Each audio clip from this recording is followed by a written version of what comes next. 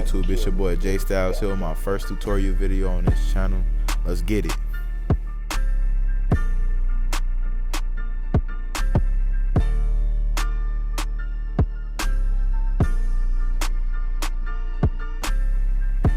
I started combing out my client's hair. As you can see, you want to get the hair lifted off of the scalp and prepped and ready to be cut, so it can be cut even whenever you put the desired length on it.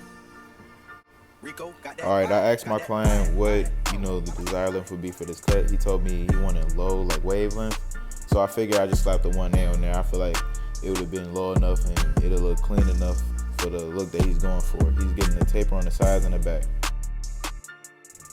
So as you can see, I start real slow. I want to be careful because cutting with detachable blades tend to cut a lot lower. I don't know why it feels like that, but I started taking my time. I started putting the blade on a tilt because it tends to, cut enough off, but not too much. There go a little tip for whoever's out there using detachable blades that one of my instructors gave me back in the day.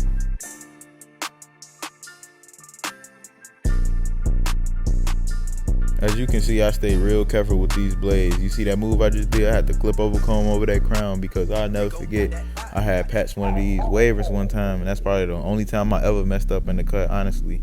But as you can see, I'm just taking the head down, being very careful, taking my time, not rushing it at all. And it's, coming down very even. My apologies for having all of this taco meat up in the camera, Joe, because I'm trying to teach y'all how to do a haircut. I need a haircut myself. Take note in what I'm doing right here. I'm keeping my client forehead clean. Cleanliness is next to godliness. Your clients do appreciate when you keep them clean. Right here, I comb the hair down. I'm starting my beginning steps into doing this taper. Alright guys, I put my first guideline in with the Fabulous Gold FX in a rainbow-like shape. And I'm going to show you guys how to soften it and take it out real soon. Stay tuned.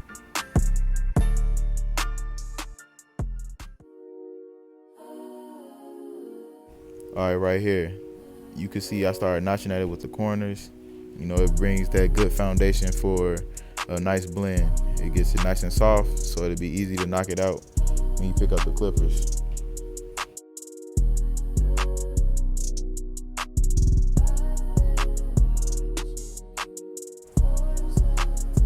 Alright, right here, I start flicking at it with my lever all the way open with the magic clips. As you can see, I go halfway, start up under the line and flicking up to the line, using my corners a lot because it is a tight area. As you can see, I'm just taking my time, using my corners a lot, clipping over comb. I don't use guards. My school don't really teach us how to use guards, so there's gonna be a lot of clip over comb in this video. Stay tuned. Notice how when I go in with the comb, I'm flicking the comb out, like I'm doing like a C-like shape. This is basically what the guard is doing. Your comb is your guard.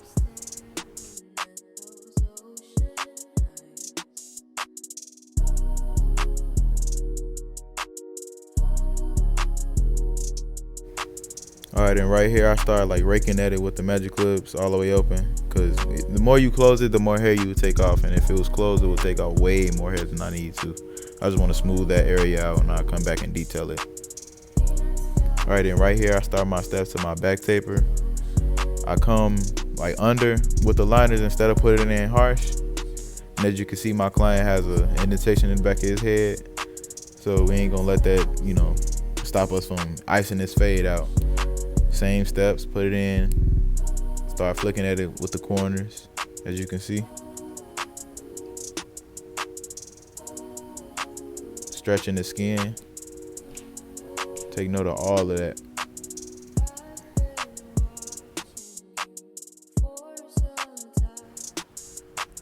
Alright, and right here I get my magic clips and do the same thing. Start flicking at it open. Put it in like a rainbow shape. Stretching the skin. Clip over comb halfway. All my steps really are like the same as far as tapers.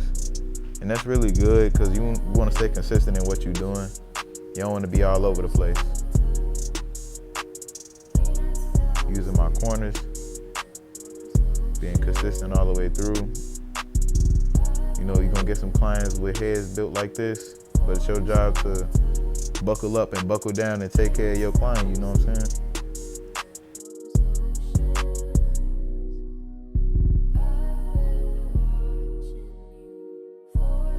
coming in, flicking out, staying consistent with that C-like motion with the comb.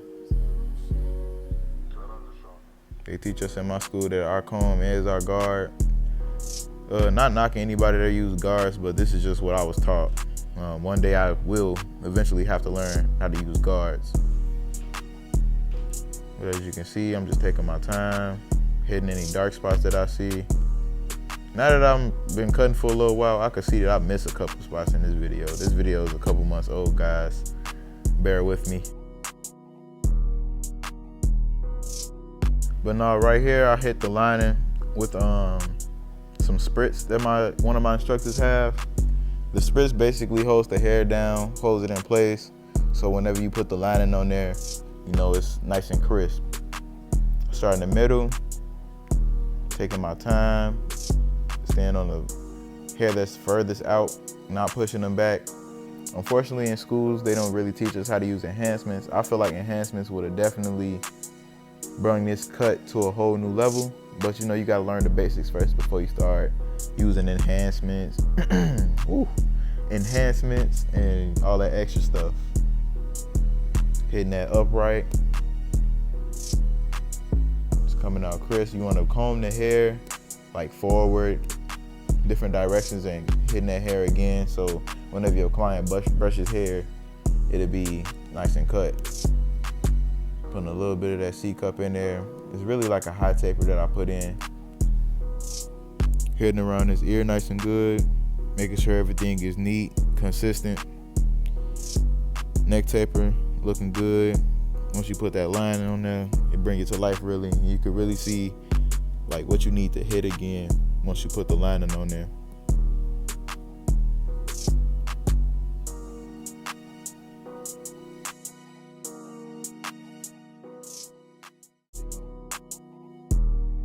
All right, taking my time, hitting the other side of his lining. As you can see, his lining got a few little light spots, but that's okay. That's his natural line. A lot of barbers struggle with staying natural. They would much rather do a pushback.